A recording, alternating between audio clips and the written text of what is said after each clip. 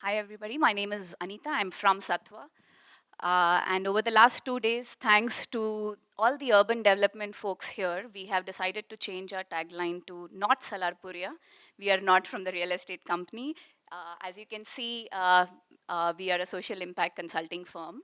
And I want to thank Jose because it's not been very often in the last few months where I've had a chance to interact with a room full of people who have not known about us, and thank you for that. Um, if you see our logo, which is called a tangram, it's basically, and our name, which is Sattva, basically means balance. And I'm here today to tell you about what we represent as the balance between social and business. And that's what we do. Over the last 2 days, I've been looking and listening with growing excitement of all the technology advances, all the startups which are here. And I want to relate it back to what is the work which we do. And Dr. Shalini Rajneesh, touched upon a lot of it this morning. And that's what we do. We bring a balance between business and social. And while, assessment as Joe's mentioned is an important part of it, and measuring impact is an important part of what we do. We do much more than that, and I'm very excited to talk about inclusive cities and building communities today. Um, to start with, yes, we are a 10-year-old company, and we have what we like to call and like to believe an irrational commitment to social impact. So we are a mission-driven organization, work with over 200 plus corporates over the last 10 years.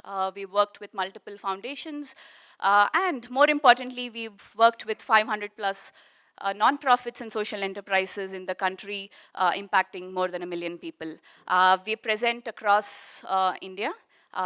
We have multiple offices, but we also work across South Asia and Africa to some extent. Um, so what do we do, really, and how do we do it?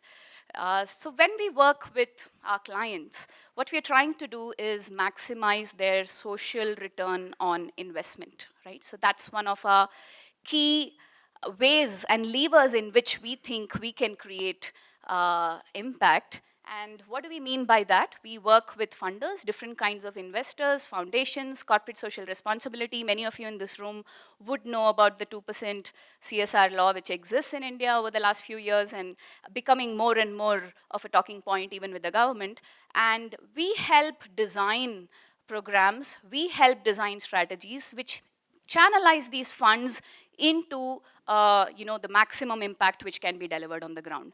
And that's one of the key ways we believe that we can reach the unreached through this mechanism.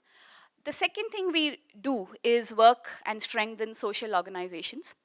Today we work with some of the top nonprofits in the space of disability, on child rights. So we work with an organization which works across 10 states in the country, impacting 300,000 government student kids on their education. And what do we do with them? We help them with their strategy, with their organization building, with their fundraising strategies. So essentially, we partner with nonprofits and social enterprises in enabling them to achieve their impact better. Um, we also demonstrate ecosystem solutions. Now, what do we mean by that? Um, there are some things which we believe are more long-term systemic change which is required in certain cases, and we'll talk a little bit more about that. And that's where we believe it's important to make those connections, and that is today's event is also a demonstration of that, which is how do you bring multiple stakeholders together, be it the government, be it academia, be it everybody, and actually deliver that change on the ground for specific issues and different solutions which we have on that.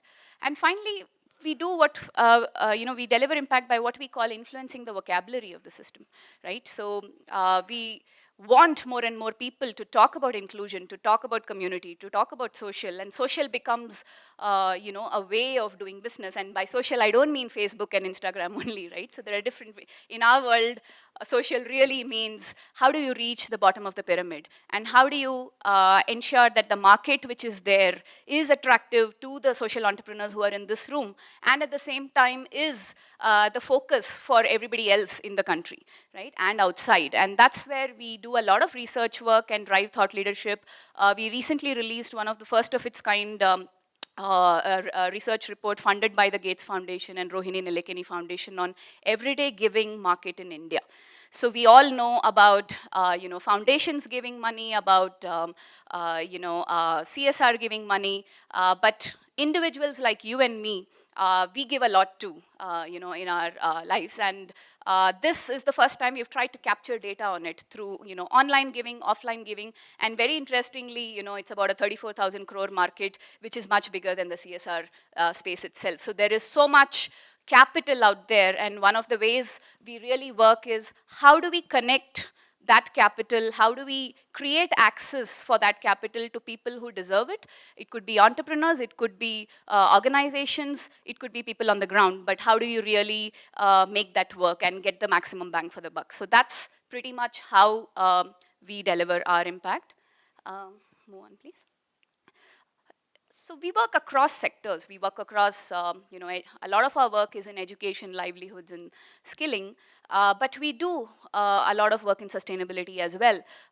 We worked on water conservation, waste management, corporate sustainability, sustainable livelihoods through solar power. So it's pretty much across the space of sustainability, and you can see some of the organizations we worked with on that. And our work has always been about strategizing and finally about delivering those outcomes on the ground. So if it is about Sahas, which you see there, was one of our first organizations. 10 years back, we started working with them when they were a very small nonprofit. We worked with them over 5-6 years, and today they are one of the most leading names in waste management solutions in the country. And we, at that time, they couldn't, even afford to pay fees, which was our management fees. So we actually took a stake in them, saying, yeah, we will make you successful. And so we kind of played the role of a quasi incubator in some space over the years, where we worked with multiple organizations on the ground. Please.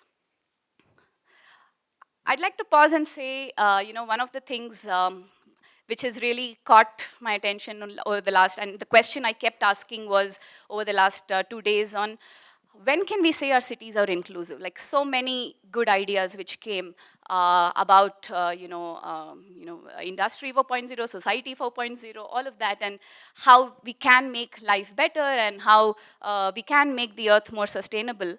But end of the day, for who and whose problem are we solving, right? Are we, yes, there are a lot of problems which all of us face, but India, as you know, is really about the middle and the bottom of the pyramid, and 90% of our country really is in that space. So how can we make more and more innovations which are driving, and making life better for that segment, and that is primarily the focus for Sattva. And when can we say our cities are really inclusive for women, for children, for elderly, for disabled?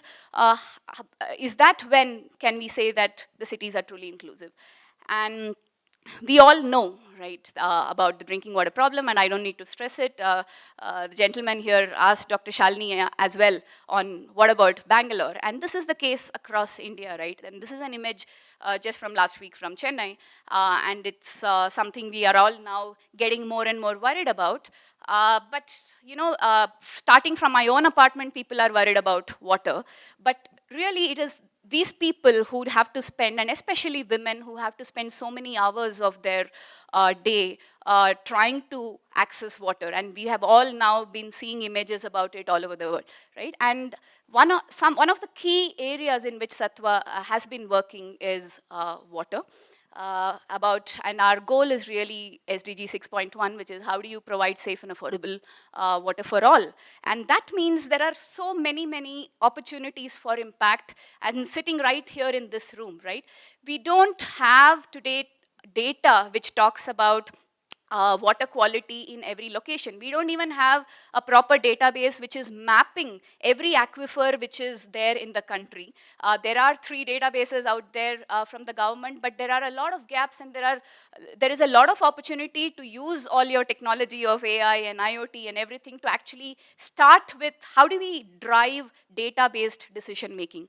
From our own side, Sattva has a data product called India Data Insights, which we've been trying to push for decision making. Here we use public data sources, government data sources, and this is primarily for organizations as well as investors to say where should you invest and use data to make your decisions.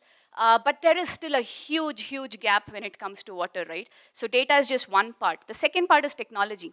And I was happy to see, AquaGen and FluxGen yesterday. But there are so many organizations today which are trying to make a sustainable business model of providing water at the last mile of delivery. Even today, most of the enterprises, the industrial ones, let them be. But even the social enterprises today are able to only reach the very top of the pyramid, and majority is still left behind, right? We've been to so many villages where there is, you cannot imagine the state there in terms of access, right? And this is just access. Come to quality, we have 160 million people in India today who are actually facing arsenic and fluoride contamination, right? And this arsenic, as you know, is probably the largest cause for mass poisoning and causes cancer. But given, and this, it's a very complex problem to solve, right? You have it's not just about groundwater water which is depleting. It is also about understanding first if that water quality is good or not. And most people see clean water, they think it is, actually see clear water, they think it's clean water, because arsenic is odorless, colorless, tasteless. So how do you even know you're drinking dirty water? How do you make them buy clean water? And I really appreciated what Aman was saying earlier today, saying how do you make somebody pay for something? And rural India will pay 5 rupees for a Coca-Cola, but they will not pay 5 rupees for 20 liters of clean water, right? So that's the problem, and that's the behavioral challenge which we are trying to solve. And that's where new technologies, but at the same time new business models, new capital access models, all of it is required to solve a problem like this. I'm happy to talk about one such event which we are organizing in Bombay in October in partnership with Denon Communities and Waterpreneurs, which is called Innovate for Water. And I invite everybody here, as well as your friends who might be innovators in this space. And the primary idea is similar to the India Advantage. How do we connect people working in the area of water with people who are willing to invest in that field, and hence can we generate more and more ideas? Today we are tied up with IIT Madras, one of our leading institutes in India. They have actually recently started a space called International Center for Clean Water. And the whole idea is how can we get more and more youngsters, youth, to solve problems like the ones we saw in the morning, solving the problem of trash, etc. But really, how do we support them in solving problems which are affecting majority of our population, right? Just move on, please.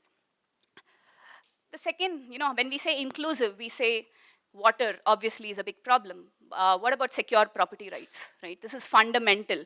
And our cities cannot be inclusive if we don't solve problems as fundamental as property rights. And given the huge level of migration, which we all know is bound to happen, are our cities even set up to handle that kind of pressure?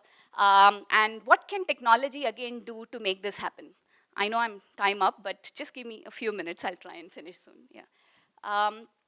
We worked, for example, with Omidyar network, and in identifying and creating a collective of think tanks today to understand this problem. And again, the biggest focus was access through technology.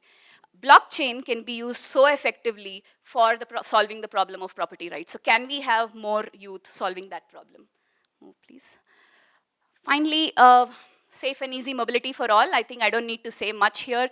We've spoken a lot from yesterday on urban mobility. The only focus would be on, are we solving it for women?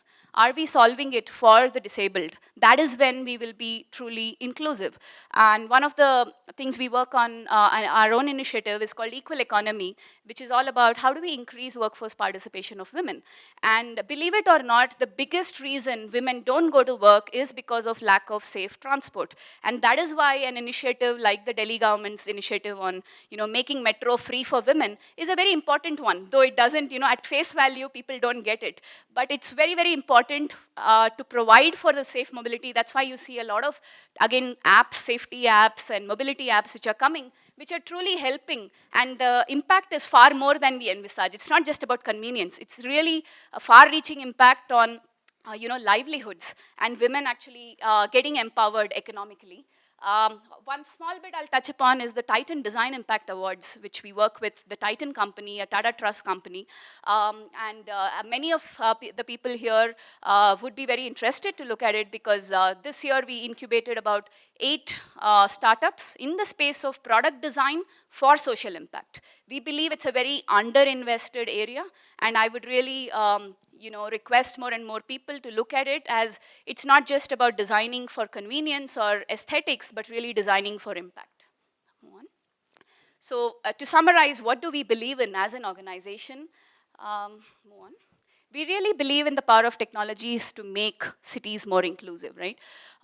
So we're working with a number of companies, be it last mile delivery solutions, be it remote monitoring for water, where the whole idea is how do you bring the cost so low and so that it becomes affordable to everybody, right? We believe in the power of the internet to enable more and more women to work, to give access to markets. We believe in product design and futuristic technology. So NeoMotion was one of the incubatees of the Titan Design Impact Award. It's the next level wheelchair. The next point would be how do we make it even more affordable for the bottom of the pyramid, right? And lastly, what we truly believe in, and this is where I appreciate a forum like this, is multi-stakeholder collaborations to build inclusive communities. And that's the fundamental role which Sattva plays today. We work with, from academia to incubators across the country. We work with implementing partners across, every geography in the country, across funders, different kinds of funders, policymakers. So this is like everybody is trying to solve the same problem. Can we synergize the efforts and direct it towards something which can solve it at scale? And that's pretty much our vision. And I invite you all to partner with us and reach out to me during the lunchtime to see how we can work on this together. Thank you so much.